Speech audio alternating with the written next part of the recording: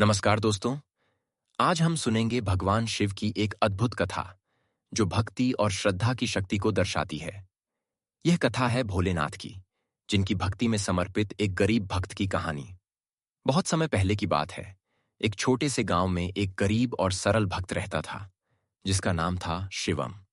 शिवम का जीवन बहुत ही साधारण था, लेकिन उसका हृदय भगवान शिव के लिए अत्यंत प्रेम और भक्ति से भरा था।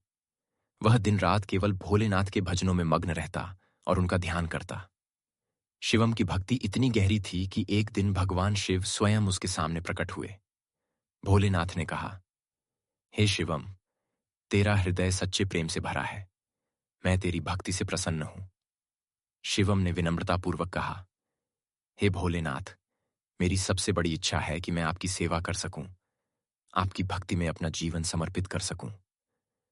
भगवान शिव ने मुस्कुराते हुए कहा, तू मेरे लिए हमेशा सेवा करता रह। मैं तुझे कभी निराश नहीं करूंगा। उस दिन से शिवम ने अपने घर में भगवान शिव की प्रतिमा स्थापित कर दी और रोज भजन कीर्तन करने लगा। गांव के लोग भी उसकी भक्ति को देखकर प्रभावित हुए और वे भी भोलेनाथ की भक्ति में लग गए। एक दिन गांव में अकाल पड़ गया। फसलें खराब हो गईं और लोग भूखे रहने लगे।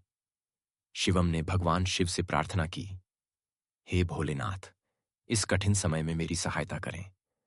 भगवान शिव ने उसकी भक्ति देखकर उसे आशीर्वाद दिया और कहा, तू धैर्य रख, मैं तेरे और तेरे गांव के लिए समाधान भेजूंगा। कुछ ही दिनों में गांव में बारिश हुई और फसलें अच्छी हुईं। लोग खुश हुए और शिवम की भक्ति की महिमा दूर दूर तक फैल गई। शिवम की कहानी हमें सिखाती है कि सच्ची भक्ति और समर्पण से भगवान भी अपने भक्तों की सहायता करते हैं। आइए, हम सब भी भोलेनाथ की भक्ति करें और उनके चरणों में अपना मन समर्पित करें।